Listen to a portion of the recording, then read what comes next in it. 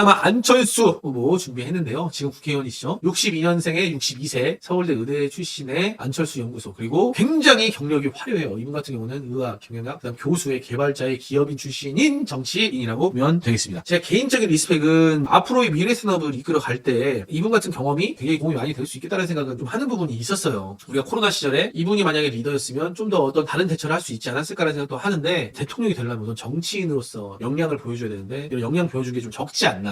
근데 어느덧 찾아보니까 4선이나 하셨더라고요. 보궐선거 들어갔다 다시 뭐 재선됐다 다시 보궐선거 들어갔다 해가지고 벌써 4선이시더라고요. 그리고 대선에는 2번이나 출마했었죠. 19대에 나갔다가 3위로 끝나게 되고, 또 20대 대선 후보로 나왔다가 마지막에 윤석열 대통령 후보랑 당렬을 통해 가지고 대선의 꿈은 끝났던 걸로 됐었습니다. 그리고 국민의당을 차려가지고 당대표를 2번이나 했었고, 새정치민주연합 공동대표, 그리고 아까 말했듯이 바른정당이랑 합당하면서 바른미래당이 됐는데 그때도 공동대표 역할을 했었습니다. 하지만 이미지 메이킹에 안 좋았다는 게 단일화의 재물이 많이 됐어요. 그래서 처음 정치에 출마했을 때도 문재인 대통령이랑 단일화를 통해 가지고 한 해 만에 하다가 결론적으로 문재인 대통령이랑 단일화를 하게 되는데, 정치인이 지더라도 싸워야 되는 승부가 있거든요. 근데 단일화를 하면서 좀 이미지가 철수 이미지가 강해지잖아요. 이름도 철수인데 선거 치르다 철수를 여러 번 해가지고, 오세훈 서울시장으로 재기하는 발판의 단일화, 윤석열 대통령 단일화 해가지고 이 표가, 안철수 표가 어떻게 됐을지는 모르지만 윤석열 대통령이 당선됐기 때문에 이 표가 좀 옮겨졌다라는 생각은 들 수가 있겠죠. 그리고 합당이 재물이 된 것도 사실입니다. 민주당하고 합당, 바른미래당하고 합당, 국민의힘하고 합당하면서 이분이 가려고 했던 길이 제3지대, 지금 거대 양당 사이에서 캐스팅도 역할을 해가지고 국민들한테 좀 더 유리한 정책들, 그런 것들을 내가 좌지우지할 수 있게 만들겠다라는 그런 제3지대에 굉장히 적합하기도 하고 실제로 근접했지만 결과론적으로 실패를 하면서 양당 체제가 더욱 굳건해지게 되는 계기가 되었다고 보면 되겠습니다. 장점 같은 경우는 다양한 경험을 통해 가지고 다양한 분야에서, 이분이 스스로 자기 입으로 한 것도 자기가 몸으로써 그리고 여러 가지 경험을 통해서 자신 있는 분야가 내 분야가 있다라고 말을 했었을 정도로 다양한 경험도 있고, 그리고 이분 성향 자체가 어느 한쪽으로 치우치지 않은 그런 중용적인 정치적 성향을 가지고 있는데, 이게 좋게 보면은 소신인데 나쁘게 보면 간부기가 될 수 있죠. 그래서 별명 중 하나가 간제비 별명이 있죠. 이번에 탄핵 전국에서 탄핵 소추안 발의할 때 국민의힘의 당론이 탄핵 반대였는데도 불구하고 끝까지 소신 있게 행동했던 거에 대해서는 국민들이 굉장히 좋은 점수를 주고 있다고 보면 되겠습니다. 그리고 단점으로는 아까 말했듯이 리더십의 문제가 있죠. 자기가 한번 당을 만들어서 자기 밑에 자기를 따라왔던 의원들이나 지지자들을 끝까지 책임지는 모습을 보여줘야 되는데, 합당, 단일화 또는 여러 가지 모습을 통해 가지고 그런 지지자들의 믿음을 좀 저버린 부분들이 있죠. 그래서 좀 이런 리더십에 대해서는 의문점을 갖지 않을 수가 없고, 또한 이분의 가장 큰 단점 중 하나가 정치인은 스피치가 우선 기본이 돼야 돼요. 제가 정치인들 스피치들을 굉장히 즐겨 찾아서 보고 연습도 하고 하는데, 말 한마디가 천냥빚을 갚는 것도 있지만 말 한마디가 대통령 당선 시키는 경우도 있거든요. 특히나 노무현 대통령 같은 경우에. 근데 이분 같은 경우에 말하는 목소리 자체가 앵앵거리는 목소리가 기본적으로 베이스가 있는데, 사실 그것보다도 더 중요한 게 뭐냐면 진짜 정치적 소신이 있냐라는 의문이 들 수밖에 없는 스피치를 보여주고 있어요. 그래서 냉정하게 얘기해서 이재명 후보도 목소리가 아나운서처럼 좋은 건 아니에요. 이명박 후보도 목소리가 좋은 건 아니죠. 박근혜 대통령도 목소리가 좋은 건 아니에요. 그런데도 불구하고 그분들이 대통령이 될 수 있었던 이유, 또는 이재명 후보 같은 경우는 당대표까지 되고 대선 후보까지 될 수 있었던 이유는 그 안에 있는 소신이, 비록 목소리라든지 이런저런 스피치 단점이 있어도 소신 속에서 진정성이 느껴지지 않나, 그런 생각이 좀 들거든요.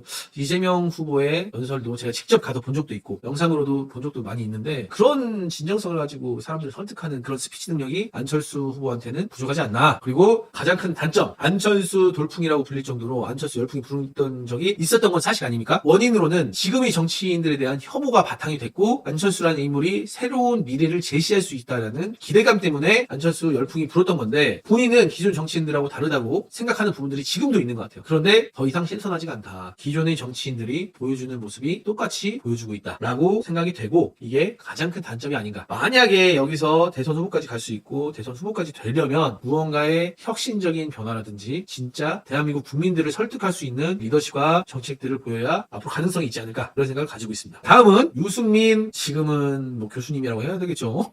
이분도 굉장히 멋지신 분인데, 때 토론하는 것도 많이 제가 보기도 했고 58년생 67세로 얼굴이 동안이신 것에 비해서 좀 많이 드신 부분이 있죠. 그리고 서울대학교 경제학과로 나와서 집안의 부모님도 법관, 형들도 다 법관으로서 굉장히 명문 집안에서 자랐다고 보면 되겠습니다. 그래서 그런지 좀 바른 정치인이라는 이미지가 강하죠. 이 사람은 좀 보수지만 그래도 좀 바르다. 4선 국회의원을 했습니다. 그리고 새누리당 때 원내대표를 했고 바른정당 대표 그리고 안철수 국민의당이랑 통합하면서 바른미래당 공동대표가 되었습니다. 이분 같은 경우는 초선을 비례대표로 돼요. 그래서 이분이 박근혜 대통령 수행비서를 했었거든요. 그리고 박근혜 대통령의 브레인이라고 했었는데 초선을 비례대표로 들어갔는데 이분도 되게 특이한 게 그 해에 생긴 보궐선거를 출마를 해요. 본인의 의지였는지는 잘 모르겠어요. 근데 초선이니까 비례대표 하고 싶지 않았을까? 제 생각이 그러는데 민주당이 센 놈 나오니까 열린우리당이었습니다 아마. 승민아 네가 가서 처리해야겠다. 국회의원 되려고 국회의원을 사퇴해야 되나요?